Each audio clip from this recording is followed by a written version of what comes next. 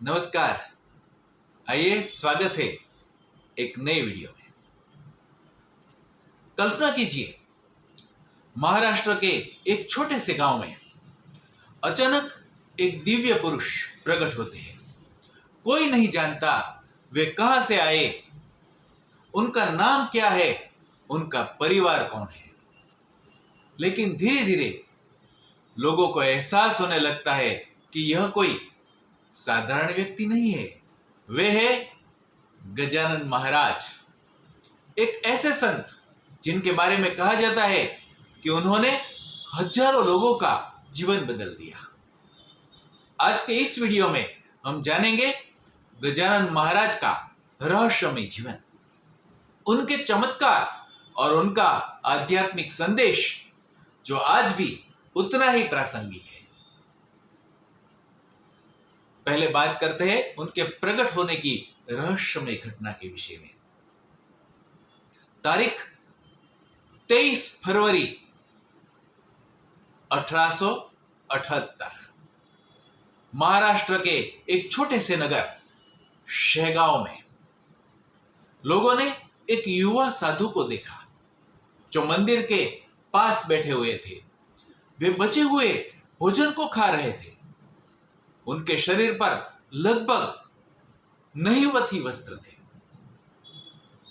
लोगों को लगा यह कोई पागल व्यक्ति है, लेकिन तभी एक भक्त बंकटलाल अग्रवाल और उनके मित्र दामोदर पंत ने उन्हें देखा और उनके भीतर से एक ऐसी दिव्यता महसूस की जो शब्दों में बताना मुश्किल था। उन्होंने देखा कि ये कोई पागल नहीं है, लेकिन कोई सिद्ध पुरुष है और ये संदेश दे रहे हैं। जो ये भोजन ले रहे हैं उसके पीछे उनका संदेश है कि अन्न ब्रह्म है, उसको वेस्ट मत करो। और बाद में इन्हीं संत को लोगों ने गजानन महाराज के नाम से जाना। मित्रों, महाराज का जीवन अत्यंत रहस्यमय था। वे अक्सर कहते थे, गण गण गणात बोते, यानी अपनी ही आत्मा में परमात्मा को जानो। अपने भीतर आत्मा में ही परमात्मा को जानने का मार्ग है ध्यान। आप सब जानते हैं। तो गण गण गणात बोते, यह मंत्र उनके भक्तों के लिए आज भी बहुत पवित्र माना जाता है। वे कम बोलते थे, बातें कम करते थे, संसार से बिल्कुल निर्लिप्त थे और हमेशा एक ध्यान की उच्च अवस्था में स्थित रहते थे। लोग कहते थे कि वे एक अवधूत योगी थे। मित्रों, अगर उनके चमत्कार की बात करें तो भक्तों के अनुसार गजानन महाराज ने कई अद्भुत चमत्कार किए। जैसे कि गजानन महाराज सूखे कुएं में पानी लाए। मित्रों, एक भास्कर पाटिल का खेत था। गर्मी के दिन थे और गजानन महाराज गर्मी के दिनों में वहां से निकले और वो भास्कर पाटिल से पानी मांगा। तो भास्कर पाटिल ने कहा कि यहाँ पानी उपलब्ध ही नहीं है, मैं अपने घर से लाता हूँ, गांव से लाता हूँ एक ही मटकी जो पूरे दिन चलती है, मैं आपको पानी नहीं दे पाऊंगा। तो वो चलने लगे एक कुएं की तरफ।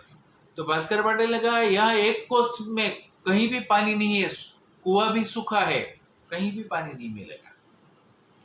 तो महाराज जी कुएं के पास बैठ गए एक ध्यान की अवस्था में और उन्होंने परमात्मा से प्रार्थना की कि हे परमात्मा, यहाँ पानी की तंगी है, हमारे किसान कितने परेशान है पानी के बगैर, आप कृपया करिए, आप आपकी कृपा बरसाइए। और कहते हैं कि सूखे कुएं में पानी आने लगा, पानी का झरना फूट लगा और इतना पानी आया कि पूरा कुआं भर गया और गजानन महाराज ने उस पानी से अपनी प्यास बुझाई। फिर भास्कर पाटिल को पता चला कि ये कोई सामान्य व्यक्ति नहीं, बहुत ही सिद्ध महात्मा है और उनके चरणों में गिर पड़े, उनसे क्षमा मांगी और उनको समर्पित हो गए। उन्होंने कहा, हे भगवान, आप मुझे क्षमा कीजिए और सदैव आपके चरणों में मुझे स्थान दीजिए। इसी प्रकार से एक बार ऐसा हुआ था कि चिलम सुलगाने के लिए किसी ने अग्नि नहीं दी, तो बिना अग्नि के ही गजानन महाराज ने वो चिलम सुलगाई, अग्नि प्रकट हो गई स्वतः। उसी प्रकार से मित्रों, जो उद्दंड प्राणी थे उनको भी वो शांत कर देते थे। तो ऐसा कई किस्से है, लेकिन एक दो की बात करूं तो गोविंद बुआ नाम के एक भजनिक थे, उनका घोड़ा था, वो बहुत उद्दंड था, और गजानन महाराज भजन के दौरान उनके पैर में सो गए और घोड़ा शांत हो गया। उसी प्रकार से गजानन महाराज ने एक उद्दंड गाय को भी गुणी गाय में बदल दिया था, उसको शांत कर दिया था। मित्रों, इसके अलावा प्रकृति की बात करें तो एक बार भक्तों का रक्षण किया था गजानन महाराज ने। जो अपने उनके भक्त थे वो नर्मदा नदी में नाव से जा रहे थे और नाव डूबने लगी, तो गजानन महाराज ने वो नाव की रक्षा की थी और भक्तों को डूबते हुए बचाया था, उनका उद्धार किया था। मित्रों, गजानन महाराज के आशीर्वाद से एक गंगा भारती गोसावी जो असाध्य रोग से पीड़ित था वो ठीक हो गया था।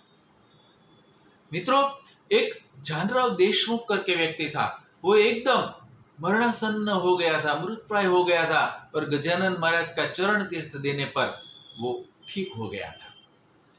मित्रों, इसके अलावा आपको पता होगा कि जीवंत गुरु है, वो उनके माध्यम से भूतकाल के गुरु भी दर्शन देते हैं। उनके भक्त, उनके साधक अनुभूति करते हैं भूतकाल के गुरु की या तो किसी देवता की जिसके प्रति श्रद्धा रखते हैं। तो ऐसे भी प्रसंग उनके जीवन में घटित हुए थे कि बापूना काले को विठोबा के रूप में दर्शन दिए थे महाराज श्री ने। उसी प्रकार से बालकृष्ण को समर्थ स्वामी रामदास के दर्शन हो गए थे गजानन महाराज में। तो मित्रों, ये सब ऐसे कई चमत्कार है जो घटित हुए थे, लेकिन समाधिस्थ होने के बाद भी चमत्कार होना चालू रहे।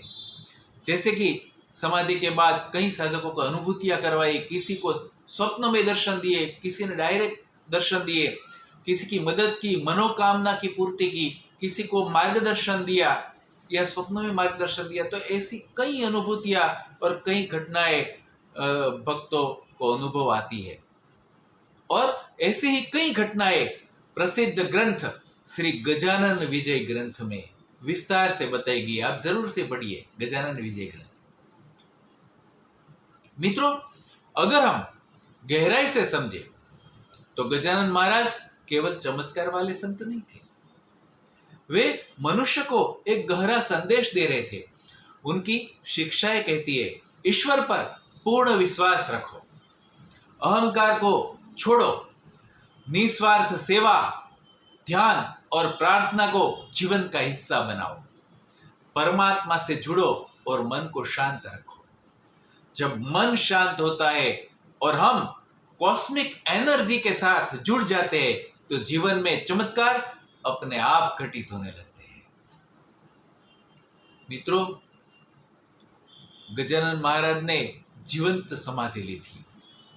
8 सितंबर 1910 के दिन गजानन महाराज ने समाधि ली, लेकिन उनकी पूर्व सूचना उन्होंने अपने भक्तों को दी थी और उस समय उनको बुला के उनको अंतिम उपदेश देके फिर जीवंत समाधि ली थी। उनकी समाधि आज भी शेगांव महाराष्ट्र में स्थित है। हर साल लाखों भक्त वहां दर्शन के लिए आते हैं। समाधि मंदिर के उपरांत महाराज श्री जहां जहां पर बैठते थे, जहां पर अलग अलग घटनाएं घटित हुई थी, वो सब स्थान आज भी वहां पर मौजूद है। इसके अलावा आनंद सागर नामक बहुत अच्छी जगह तालाब के साथ डेवलप की है संस्थान ने।